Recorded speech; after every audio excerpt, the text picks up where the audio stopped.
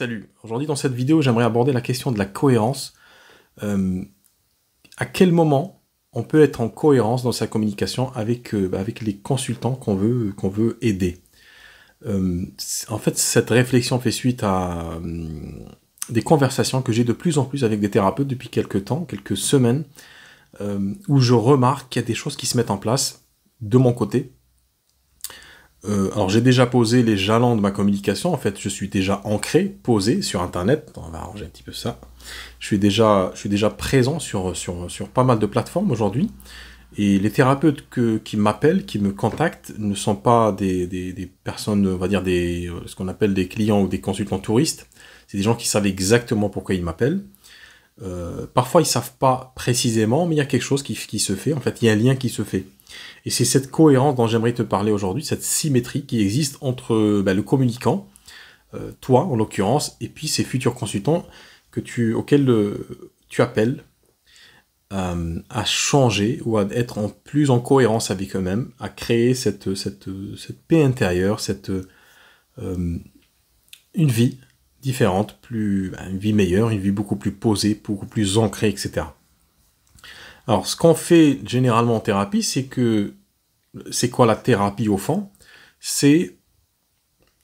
l'exercice qui consiste à relier deux points. C'est-à-dire que les personnes aujourd'hui ont peut-être des problèmes, des soucis dans leur vie, et il ne faut pas forcément de lien entre ces problèmes ou les conséquences qu'ont ces problèmes avec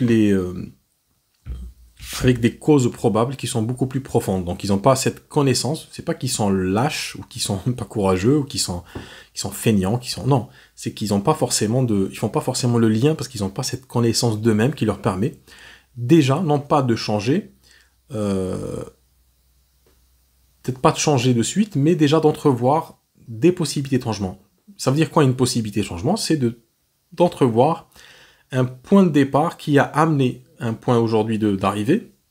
et puis de reposer un autre point, un troisième point, qui va créer finalement une ligne droite, une trajectoire différente dans sa vie. Ce que les gens ne perçoivent pas, d'ailleurs, les consultants, ce qu'ils ne perçoivent pas dans leur cheminement, c'est que tout ce qu'ils font dans leur vie est cohérent, d'une manière ou d'une autre. On peut donner un nom à cette chose-là. Alors les thérapeutes en hypnose parlent souvent de principe d'écologie, c'est-à-dire c'est un écosystème dans lequel les choix qui sont faits sont des choix qui sont en cohérence avec une problématique ou un mal-être ou un danger. Les gens, les personnes, quand elles ont été exposées à un danger physique ou émotionnel, elles adoptent un comportement, une façon de vivre qui va les empêcher de souffrir ou leur permettre de moins souffrir. Donc, ils font avec les moyens du bord. Ça peut être des addictions, ça peut être de l'angoisse, ça peut être du stress, ça peut être un comportement très spécifique vis-à-vis de soi-même, vis-à-vis des autres, etc. Et quand un thérapeute est en cohérence avec lui-même, c'est-à-dire quand il sait exactement quel est le chemin qu'il a d'ailleurs parcouru, ça facilite beaucoup plus finalement cette œuvre de communication. Quand il est en cohérence avec lui-même, c'est-à-dire quand il a, pour le dire autrement, quand il a tracé cette droite lui-même, c'est-à-dire quand il a fait le chemin, son rebrousse-chemin, quand il a remonté le chemin de sa vie, et que il a identifié les moments où il y a des choses qui se sont passées qui l'ont finalement dévié de sa trajectoire naturelle, mécanique, émotionnelle, pour être en paix, pour grandir, pour croître intérieurement, pour être en confiance, pour être en paix dans cette existence, quand il a fait ce chemin-là, et qu'il a pris conscience de tout ce qu'il a fait, c'est-à-dire de l'utilité de tout ce qu'il a fait, même si ça paraît un peu aberrant, sur le coup, même si on a des addictions, on a des problèmes qu'on ne sait pas comment gérer aujourd'hui, ces problèmes-là sont en fait des signaux, sont en fait des murs, sont en fait des contraintes qui, au lieu, c'est ce que font d'ailleurs les consultants parce qu'ils n'ont pas de solution, non, mais au lieu de considérer ces problématiques-là ou ces problèmes, ces contraintes comme que des contraintes, la thérapie permet justement, j'ai pas envie de dire développement personnel, mais le fait de travailler sur soi-même, de se bonifier soi-même, être dans cette démarche-là permet finalement de reconditionner, requalifier plutôt ces contraintes-là et de voir en elles non pas des blocages, mais des possibilités de changement. Donc quand on touche une limite, l'avantage de la limite, c'est qu'elle t'arrête, qu'elle te bloque, qu'elle te stoppe et qu'elle t'empêche de faire des choses. Donc le fait d'arriver à une limite, beaucoup de consultants aujourd'hui consultent parce qu'ils se disent, je suis arrivé à cette limite-là et il faut que je règle ce problème. Maintenant, ils n'ont pas forcément les connaissances ou les outils. C'est pas qu'une question d'outils ou de connaissances. D'ailleurs, il faut qu'il y ait une interaction, il faut qu'il y ait une troisième personne, une deuxième personne, une tierce personne plutôt, pour t'aider à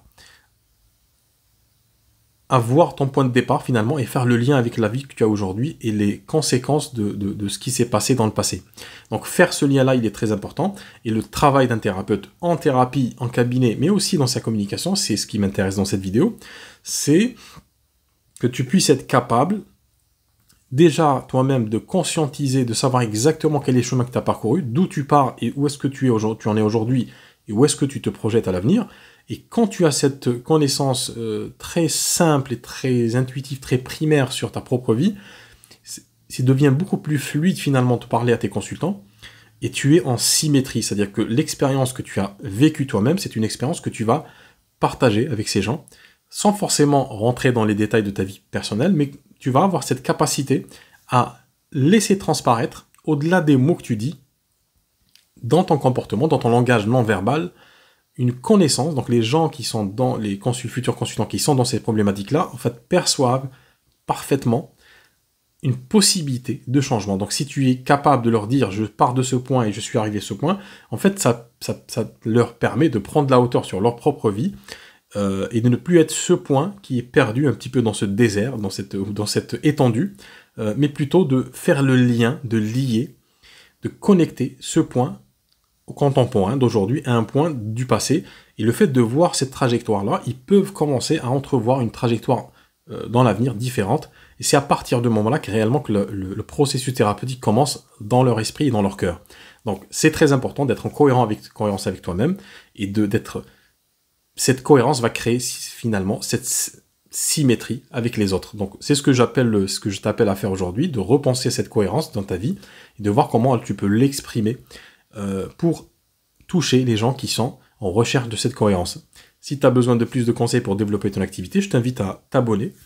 à ce compte, à cette chaîne, et puis si tu as des questions, c'est dans les commentaires que ça se passe.